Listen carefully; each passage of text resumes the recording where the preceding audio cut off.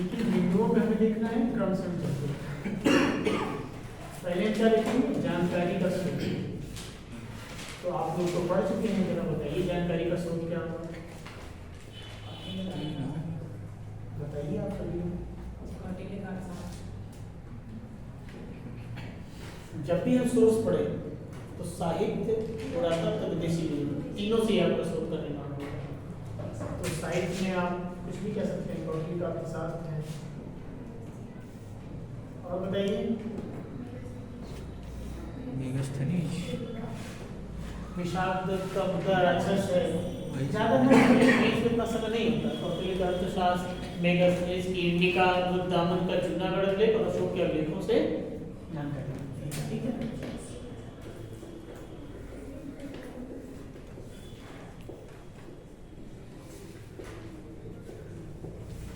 Indica और रुद्रदामन का जूनागढ़ लेख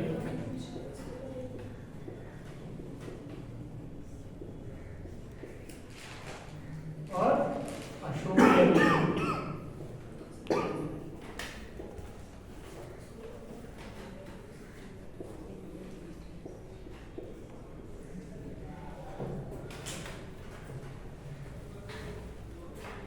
तो मौर्यों ने केंद्रीकृत व्यवस्था का निर्माण किया। ठीक है, केंद्रीकृत प्रशासन का निर्माण किया। देखना इसका उद्देश्य क्या था कि मौर्य प्रशासनिक जो सिस्टम लाया गया उसका एम क्या था?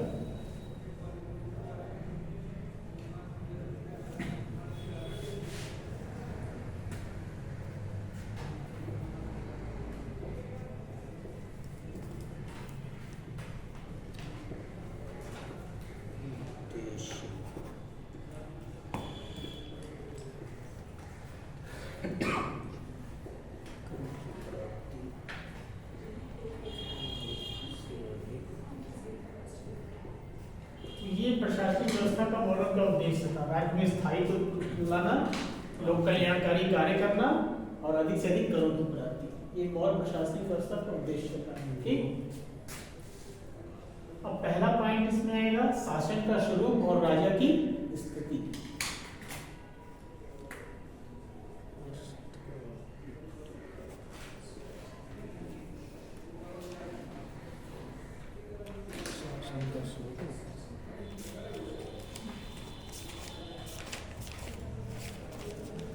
कैसा था मौर्यों का शासन? केंद्रीकृत था। हाँ बिल्कुल, यही केंद्रीकृत। क्यों नहीं कहेंगे? केंद्रीकृत कहेंगे। निरंकुश कह सकते हैं। निरंकुश तो था ही सर, क्योंकि उसे तो कोई राजा पे कोई अंकुश तो था नहीं था। निरंकुश, वंशानुगत, राजतंत्रात्मक, केंद्रीकृत। भाई इसकी धम्म नीति केंद्रीकरण की इशारा करती है। प्रांतीय जो राजपूत प्रांतों के प्रमुख होते थे उनकी भी परिषद होती, सीधे राजा को सम्राट को रिपोर्ट करते थे। गोप नाम का अधिकारी वो भी केंद्रीकरण की ओर इशारा करता है। युक्त राज्यों प्रादेशिक सब केंद्रीकरण की ओर इशारा करते हैं। 18, 30, 22, 26 अध्याय ये सब क्या केंद्रीकरण की इशारा करते हैं। तो निरंकुश, वंशानुगत, राजतंत्रात्मक और केंद्रीकृत शासन व्यवस्था थी मौर्य की।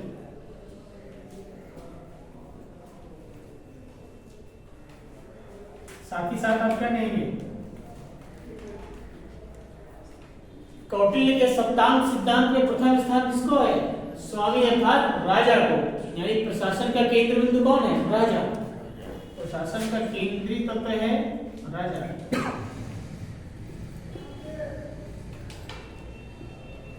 अब जैसा कि मेगास्थनीज ने बोला है कि राजा की सुरक्षा के लिए महिला अंगरक्षकों की नियुक्ति की जाती थी।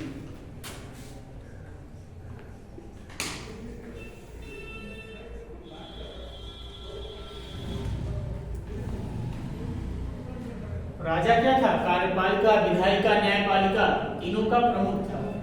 राजा ही क्या था?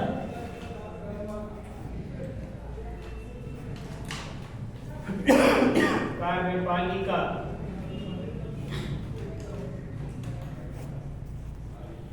विधायिका, न्यायपालिका। ये क्या था? तीनों का हेड था। राजा तीनों का हेड था। ठीक। राजा का प्रमुख कार्य क्या था? राजा का प्रमुख कार्य क्या था?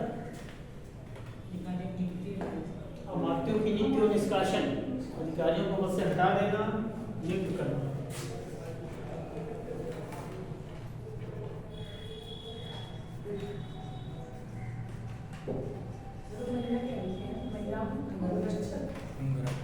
अंगरक्षक।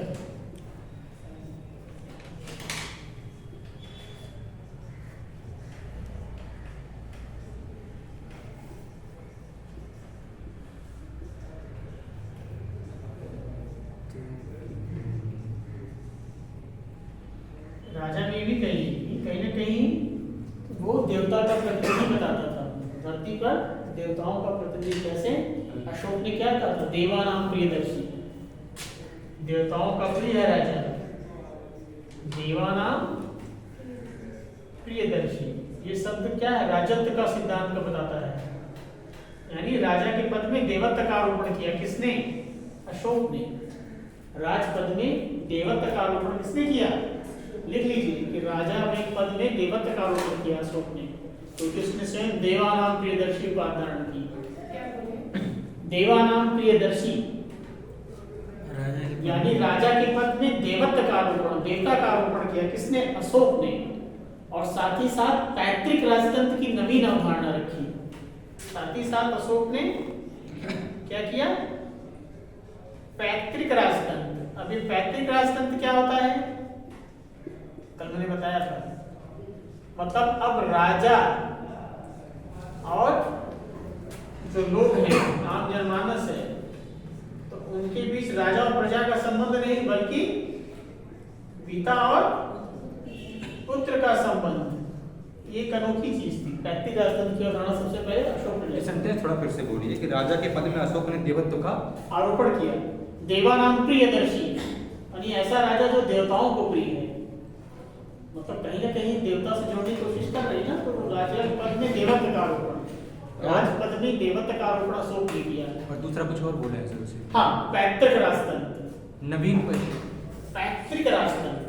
पैतृक मतलब पिता और पुत्र का संबंध। अभी तक क्या था? राजा और प्रजा का संबंध होता था शासन में। इसने क्या किया? पिता और पुत्र का संबंध। और इसकी पुष्टि किससे होती है? धौली से, धौली पृथक शिलालेख से। हाँ, धौली और जोगड़ उस पर गिरावे करावे का उल्लेख नहीं करवाया, क्योंकि वो नहीं बताना चाहता था, क्योंकि धौली और जोगड़ कहाँ है? उड़ीसा में है, कलिंग के पास। वो नहीं बताना चाहता कि हम कलिंग को जीते हैं, इसलिए उसका था पृथक कलिंग लेख। तो उसमें एक धौली है, उसी धौली में कहता है सारी प्रजा मेरी संतान है। पैतृक राजतंत्र की पुष्टि किससे होती है? धौली लेख से। याद रखिएगा।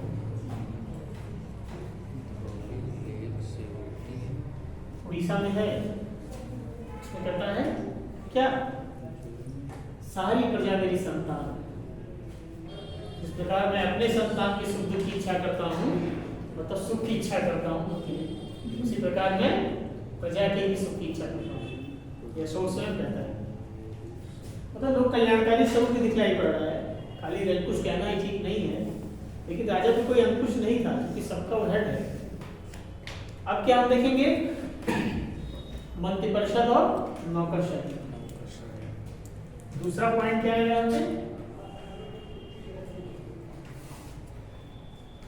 मंत्रिपरिषद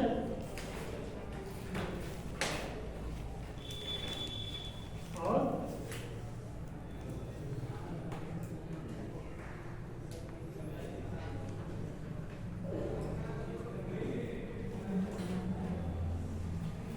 तो आपको पता होना चाहिए कि प्रांतीय मंत्रिपरिषद भी होती थी। प्रांतों में जो राजा का बेटा ही बनता था राज्यपाल, जैसे अशोक उज्जैनी का था। बिंदुसार के समय में अशोक उज्जैनी का उपराजा था, प्रांतों में प्रमुख। तो उनकी भी अपनी परिषद होती थी, प्रांतीय मंत्रिपरिषद। केंद्रीय स्तर पर तो एक केंद्रीय मंत्रिपरिषद होती थी, प्रांतीय स्तर पर प्रांतीय मंत्रिपरिषद होती थी। ठीक। तो मंत्रिपरिषद की तुलना किससे की गई? पहियों से की गई है। योग्य अमात्य कहता नहीं है, आंखें हैं, तो वही है मंत्री।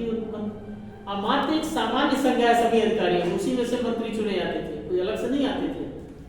जैसे प्रथम श्रेणी के अमात्य जो ज्यादा योग्य थे वो मंत्रिणा के सदस्य, द्वितीय श्रेणी के अमात्य मंत्रिपरिषद के सदस्य, तृतीय श्रेणी के अमात्य विभागीय अध्यक्ष होते। ठीक है, यानी अधिकारियों की सामान्य संज्ञा अमात्य ही थी। किससे तो लगे किसे मंत्री रथ पहियों से।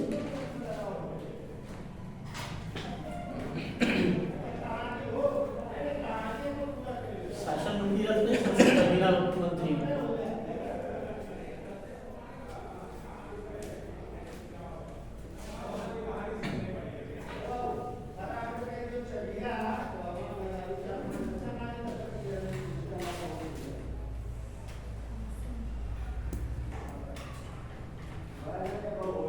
ठीक, आप लिख सकते हैं कौटिल्य अर्थशास्त्र में मंत्रिपरिषद की तुलना रथ के पहिए से की, कह सकते हैं। फिर आप क्या कहेंगे, प्रथम श्रेणी के अमात्य, यानी प्रथम श्रेणी के अधिकारी।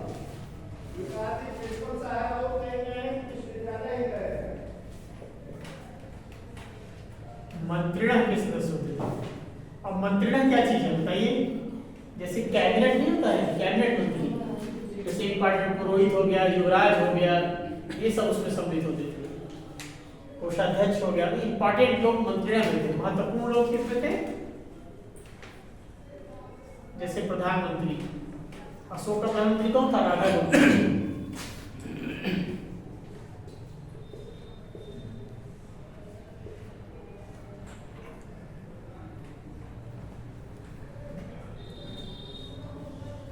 पुरोहित हो गया, युवराज हो गया, ये सब इसमें सम्मिलित होते थे। और इनको कितना वेतन मिलता था, 48,000 सेकेंड श्रेणी के अमात्य मंत्रिपरिषद के सदस्य होते थे।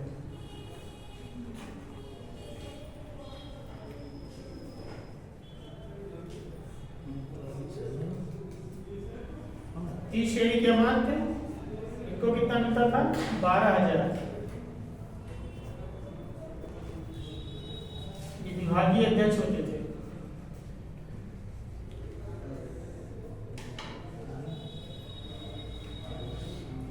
जिन्हें मेगास्थनीज ने क्या कहा है, मजिस्ट्रेट। कितने थे, 26। इनको कितना मिलता था, 1,000 प्रवासी।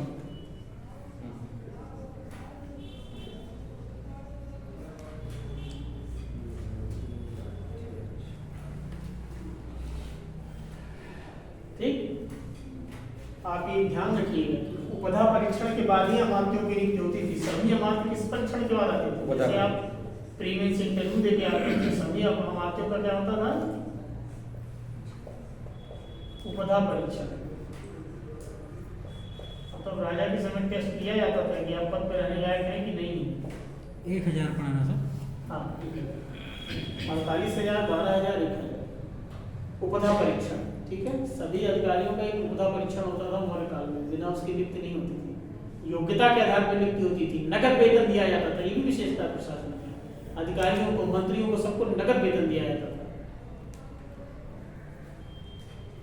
और ये क्या था, पढ़ क्या था, चांदी का, स्वर्ण सोने का। पढ़ किसका था, चांदी का। इसी वेतन 26 क्या है सर? 26 अध्यक्ष थे, जैसे विविताध्यक्ष, चारागाह का अध्यक्ष, आकराध्यक्ष, बूचड़ खाने का अध्यक्ष, लक्षणाध्यक्ष टकसालों का प्रमुख होता था, जो सौवड़ी के अधीन सिक्के जारी कराता था, पौतवाध्यक्ष, माप तौल का अध्यक्ष। अलग अलग 26 थे, याद नहीं करना, इंपॉर्टेंट खाली। जैसे सीताध्यक्ष राजकीय गुण का अध्यक्ष होता था, विविताध्यक्ष चारागाह का होता था। ठीक है, सूनाध्यक्ष बूचड़ खाने का, आकड़ा मतलब वन खान होगा ना। ठीक, क्लियर। तो अब देखिए, सभी अधिकारियों को, मंत्रियों को नगद वेतन दिया जाता था। यानी अर्थशास्त्र में से 18 विभागों का उल्लेख है, 18 तीन उनके अधिकारियों और 26 अध्यक्ष। मतलब ये जो अधिकारियों का, अध्यक्षों का ये सब उल्लेख मिल रहा है क्या है? ये विस्तृत और श्रेणीबद्ध नौकरशाही का उल्लेख कर रहा है। ये जो 3 कैटेगरी है वो क्या बता रहा है? श्रेणीबद्ध और विस्तृत नौकरशाही की ओर ले जाता है। बड़ा नौकरशाही का ये दोनों क्या बता रहे हैं? केंद्रीकृत प्रशासन, एक प्रशासन की केंद्रीकृत स्वरूप को बताते हैं, जो 18 तीर्थ और 26 अध्यक्ष हैं। और ये केवल अपने विभागों के अध्यक्ष नहीं थे, बल्कि सामाजिक आर्थिक जीवन का विनियमन भी करते थे। कोई वन का है, कोई खानों का है, कोई जहाज रानी का है। ठीक, क्लियर?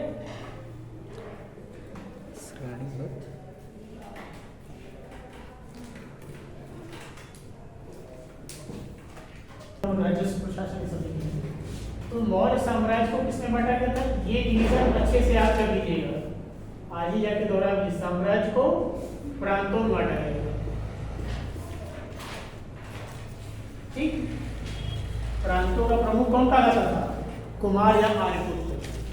अक्सर किसी राजकुमार को बैठा दिया जाता था प्रांतों के प्रमुख के रूप में, कुमार या।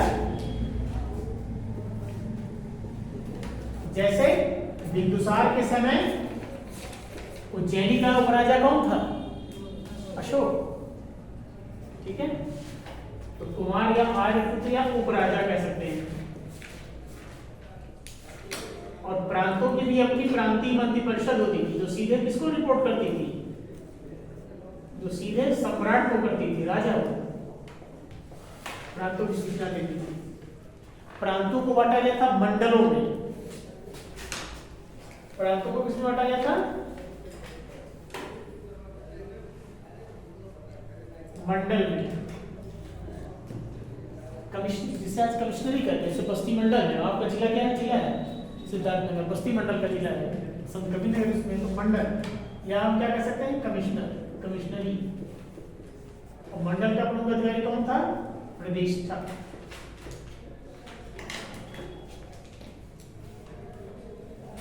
मंडल को किसमें बांटा गया था? जिले में। जिले को क्या कहा जाता था? आहार या विषय। इसका प्रमुख कौन होता था? विषयपति।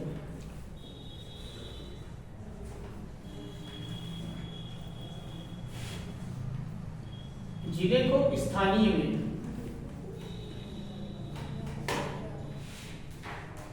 ये 800 गांवों पर नियुक्त होते थे।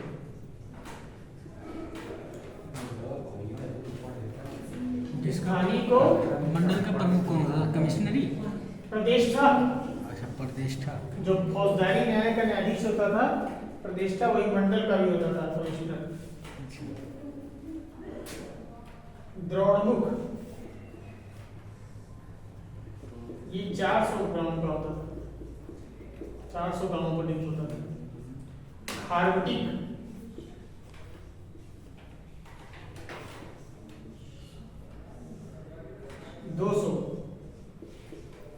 संग्रहण 10। और सबसे छोटा अधिकारी कौन था? गांव। गांव सबसे छोटी इकाई जिसका प्रमुख होता था? ग्रामीणी। कितना बड़ा हो गया डिवीजन? साम्राज्य, प्रांत, मंडल, जिले, स्थानीय, द्रोणमुख, खारवटिक, संग्रहण और गांव। सबसे बड़ी इकाई प्रांत, सबसे छोटी गांव। सर स्थानीय के आगे क्या लिखा है? 800 गांवों के स्थानीय अधिकारी होता था।